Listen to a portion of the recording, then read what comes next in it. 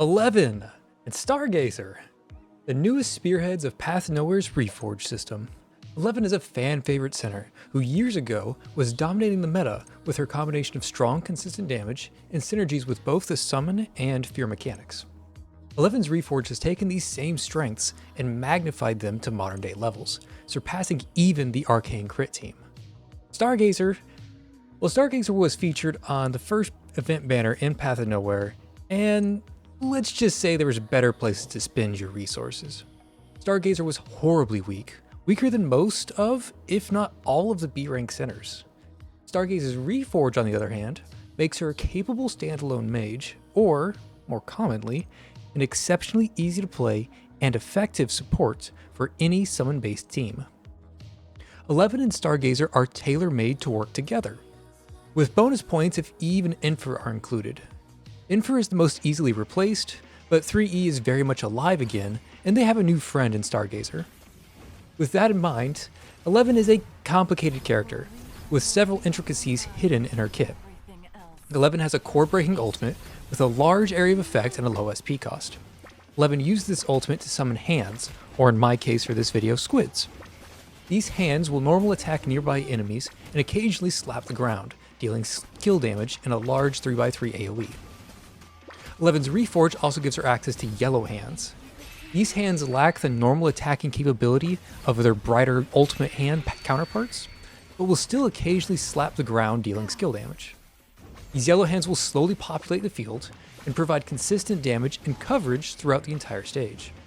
When you're ready for some real damage, 11's ECB will consume all hands currently on the field to create strong, souped-up ECB hands. Each hand consumed by the ECB will increase the ECB's power. Combine the ECB with all of the summon buffs from Eve and Stargazer, and 11's damage quickly outruns any and all competition. That was a lot of information. Just remember that 11 has 3 different types of hands. From weakest to strongest, 11 has her Reforged yellow hands, her normal attack capable ultimate hands, and her superpower ECB hands. If you have ECB hands on the field, it is advised you cast your ultimate on top of one of your ECB hands.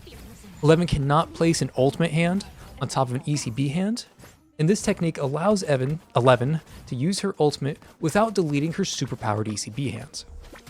Stargazer, on the other hand, is much easier to play. Stargazer starts the stage with 2 full ultimate charges and should use both of them immediately at the start of the stage. And that's it. You can ignore Stargazer from then on. Her orbs apply debuffs, amplifying damage from all summons, including 11's hands. Let's go ahead and take a look at all that information and apply it to BFL. Reforged 11 has 2 choices when it comes to yellow hands. Terror Proliferation is better in BFL, capable of amassing a staggering number of yellow hands. Seriously, look throughout this clear here and just count the number of yellow hands you see. Despair Resonance, the other option for yellow hands, is more suited for other game modes where stages last longer. 11's initial objective will be to amass hands while clearing the waves and breaking cores. Give all of your empowers to 11 so she can keep core breaking and acquire up to 4 ultimate hands and the crap ton of yellow hands. Like seriously, that's a crap ton of yellow hands. Keep the pressure up with 11 until the boss reveals their cores, and this is your opportunity to apply all of your buffs to 11, break the cores, and unleash your super amped up ECB. It is important to apply your buffs before you activate 11's ECB. Any hands cast from 11 will inherit any buffs on 11 when the hand was created, and these hands will keep those buffs until they expire. This means you must buff 11 first. Putting hands on the field and then buffing 11 does nothing. Buffs will affect newly created hands and will not affect hands already on the field. Buff 11 first, ECB second. There's only a handful of exceptions, the most common being Eve, whose buffs are dynamically applied to all summons for some reason. Eve is special, others are not. As for the effectiveness, 11 really does do it all. 11 clears the waves, core breaks the elites, and nukes the boss. Pour all of your eggs into this one basket and she will outperform all other alternatives, including the previously dominant arcane crit teams. Speaking towards Stargazer specifically, because this guide does include Stargazer, Stargazer is remarkably easy to play. Only needed to cast her 2 initial summons, and mostly debuffs enemies to make her allied summons hit harder.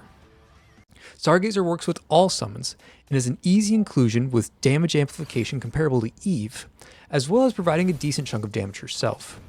Use Stargazer's ECB to either quickly proc Millie's Honey Mark or clear problematic waves. Due to how uniquely summons will inherit buffs, it's plausible and usually optimal to cast all of your buffs well before the boss cores are revealed. This directly opposes the general playstyle in Path to Nowhere, where we save all those buffs until the cores are broken. This normally ensures that any and all buffs are active for the duration of the core break phase. But for the summon team specifically, we only need those buffs to be active when 11 casts her ECB. If those buffs were up a half a second later, that's fine. We only need it to last long enough for that initial cast. This mechanic can make summons difficult to play, but it also allows summons to jump the gun and start going crazy much earlier in the fight, allowing you to tackle stronger and beefier waves. Again, buffs first, ECB later. If you do that, you're golden. Okay, when we take a look at story, Mania Training ROTD, Reforged 11 should be running Despair Resonance. Despair Resonance is the better of the two yellow hand options, with Terror Proliferation only being considered in BFL because of how quickly those stages end. Despair Resonance in combination with Stargazer's immediate summons will let the Reforged summon team AFK. You can sit back and enjoy. The playstyle is almost identical to the BFL playstyle, except it's a lot more relaxed. Pour your resources into 11, let her wave clear and core break, and that's it. Once you have a hand or two on the field, the summons really start to take over, and again, it's real nice and peaceful, really.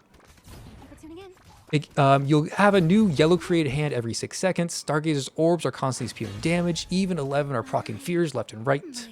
11's ultimate can be cast on any and all problems as they show up. She can core break on demand. There isn't that much that can withstand the constant barrage that these summons can really unleash.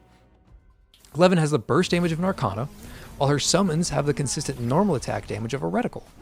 Reforged summons are out here living the best of both worlds. In fact, this team comp is so comfy that it's one of the best compositions for EX challenge stages. There's constant damage, constant fears, constant pressure, exceptionally high damage, and you can toss in your summons as throwaway tanks if the going gets rough. It's such a solid team that really covers all of your bases. The yellow hands and Stargazer summons alone are enough to cover most of a stage, and neither of those require you to do anything except be present. Remember, you still have your ECB if you need to nuke something. I wouldn't even use it every stage, but if there is a boss unit, well, you have an easy answer on standby. Remember to apply your buffs first before you go too crazy with the ultimates or ECB casts. Newly created hands will inherit these buffs, but previously created hands will not. Buff first, then create hands. Looking at team compositions, the current summon archetype exists because of Reforged 11. She's going to be first on the list, with Eve, Reforged Stargazer, and Infer close behind.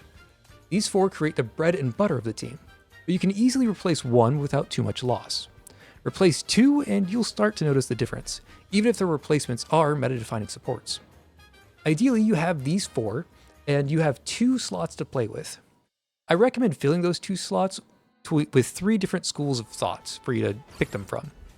The first school of thought is using Millie, Raven, or Akate. These 3 provide core break support, while providing easily accessible magic damage amplification. The second school of thought is using the standard meta-defining supports: Shin, Cabernet, LL, Lady Pearl, any other support you enjoy using. The third and final school of thought is using the summon-based secondary damage dealers. With Eve and Stargazer being regular additions to this team, it's natural to slide in Summer or Hypatia to make the most of those summon-specific buffs. The biggest problem with these two is that all of your resources are going to 11, and you might be a little light on the core breaking. Options from the first 2 schools are a bit more flexible, but Summer and Hypatia are solid, fun options if nothing else. Again, your team comp should be 11, Eve, Stargazer, Infer, and your favorite pick 2 from the 3 schools of thought. Maximum power, I believe Shin and Millie are the strongest options, but the margins here are much more thin than you might realize. If needed, 11 can work inside of Arcane Crit, but I find the results to be noticeably worse. Reforged 11 is about equal with Blue inside of the Arcane Crit, but Reforged 11 in summon setups will provide much better results, much stronger results, much faster results, and it's actually really neat how, like, Summon 11 is better than Crit 11. I thought they'd be about equal, but like full Summon 11 is actually significantly better. Looking at Crimebrands, 11 should run Buried Within and Creation. You could also run Servant, City of Sins, and Creation. This set gives consistent SP generation, but I prefer the extra damage from Buried Within. Always, always, always run Creation on 11. Stargazer can run Homecoming for more damage, or Paradise Regained to help out with the core break department.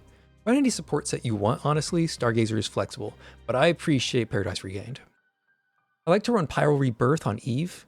Playing around the cooldown is tricky, but well worth the effort. I put Immolation Ignition in slot 2. Infers should either run Tuning Hope and Corridor to ensure a timely ultimate cast, or Heartache to ensure the boss unit will succumb to 11's Barrage.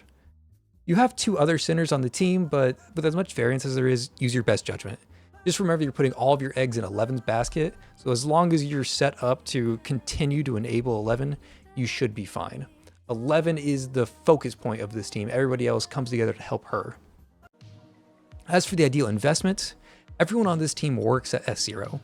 Eve and 11 get 20% more damage from their S1s, though it is diluted, so it's actually less than 20%, while Infer and Stargazer get very little out of their deeper shackles. Reforged 11's ECB is now very important.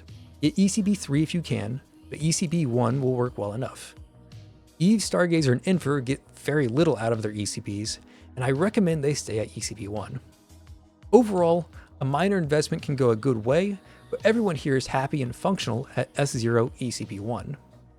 And I don't recommend going for it, but if you do have an S311, S311 can keep your ECB active almost permanently.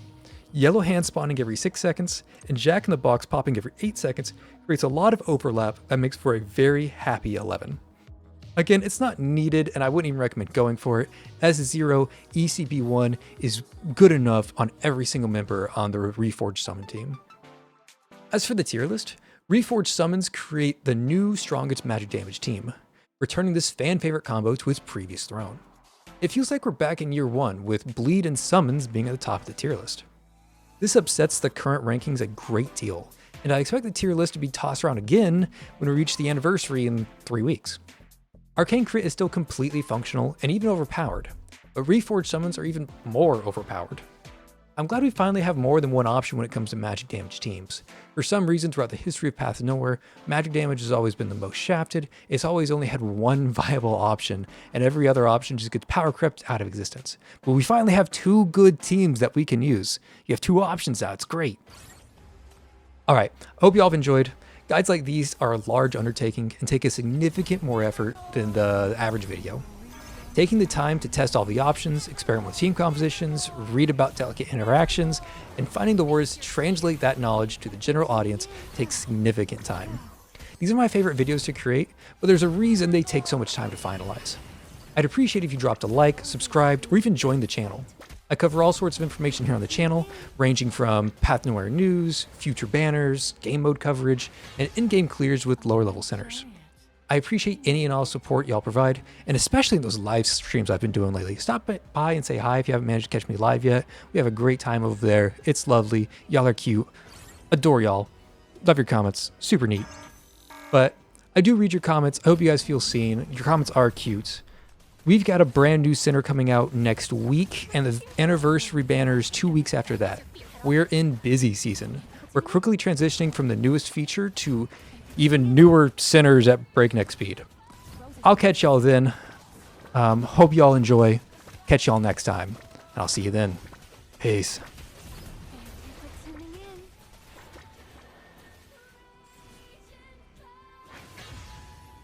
A grand finale!